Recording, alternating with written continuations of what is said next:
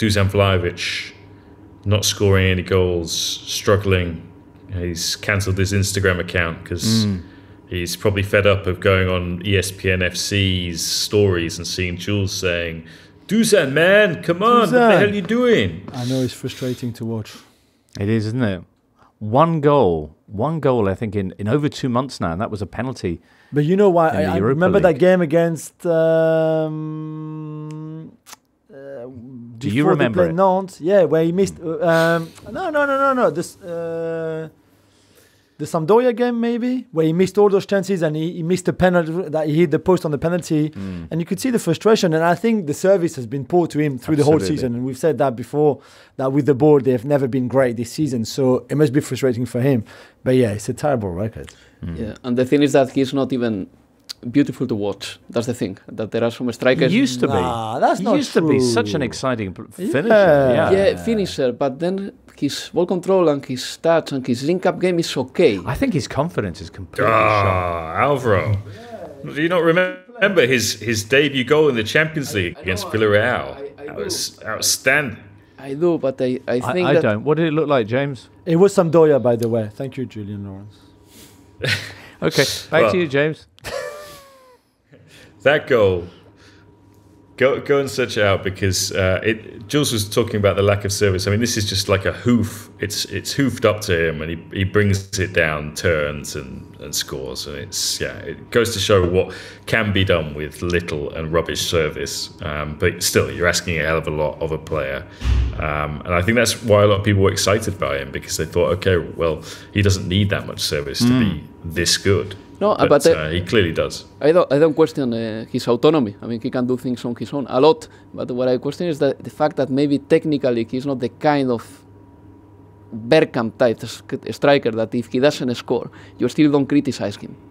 This is the point I want to make. No, I mean, you sound like Allegri, Alvaro. Ooh, I'm not sure that's a good thing. Yeah, I would say that. I'm not sure that's a good thing. But Allegri always says that he needs to develop his game from a technical point of view, that sometimes he's maybe a little bit predictable for some of the markers. He needs to take his man marker for a walk around and then lose him and that sort of thing. All valid points. But I mean, the strange thing is, Italy, I think there are 100 fewer goals at this stage this season than there was last season. Really, 100? Yeah, we're talking around those figures. I've just rounded up or rounded down. I mean, the lack of number nine efficiency in the league this season is pretty bad. Welcome to my life. Yeah, but by the way, because La Liga is exactly the same. Yeah, it's an odd trend because obviously everyone's eyes are drawn to Osimhen. Osimhen's scoring lots of goals, great centre forward play, going to be the first African to be Capocannoniere in the league. But you look around, Immobile is in and out of the Lazio team because he can't stay fit at the moment. Lukaku, Dzeko and Lautaro are all in really lean spells and having moments of bad form. Tammy Abraham is on the bench for Roma. Belotti is on the bench as well. Giroud and Leao, for example, haven't really been scoring a lot in 2023. So it's and Vlahovic, Moise Kean, when he's not kicking Gianluca Mancini and getting sent off, sometimes scores. But really, over the last international break, we had this big debate about Italy calling up Matteo Retegui from Argentina. But it's not just the lack of Italian strikers scoring in Italy. It's some of the big name foreign strikers as well having difficult seasons. So yeah, it's a weird quirk of 22-23. All right, but in Spain as well. What about Ligue 1, Jules? We've got 100 more goals than last season at this stage. You're kidding? That's where they went.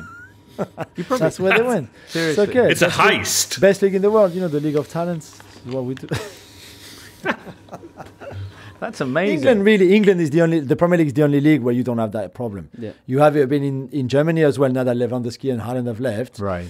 In France, but the league is not as strong, obviously, but they're doing well in terms of Ben Yedder and Balogun and Mbappe and those kind of guys, even Alexis Sanchez. But for Spain, Italy and Germany, I think it's a real role. Really, we were laughing before, but And you could have next season where those guys are in form again, Tammy's, etc., etc. But even in Spain, it's difficult. But what happens in La Liga as well, probably in Serie A and Liga as well to different extents. But what happens in La Liga is that plenty of the attacking talent has left because there is a overall financial crisis. Yeah. And the Premier League sides, the first players that they are going to sign are the good ones. And the good ones normally are the forwards. Right, but they leave all the good defenders there, which is why it's... I'm not too sure about that. But also, look, I was checking some numbers before. Between 1990 and 2000, there were 5 top scorers, 5 Pichichis, that didn't belong to Barcelona and Real Madrid.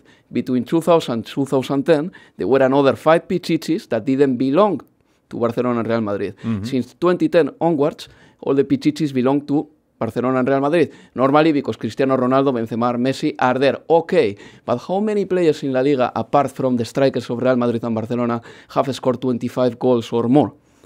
Maybe Radamel Falcao, the first one that comes to my mind, but Diego Costa maybe, but who else? I don't think that there have been so many good strikers aside of Barcelona and Real Madrid in Spain in the last 12 years.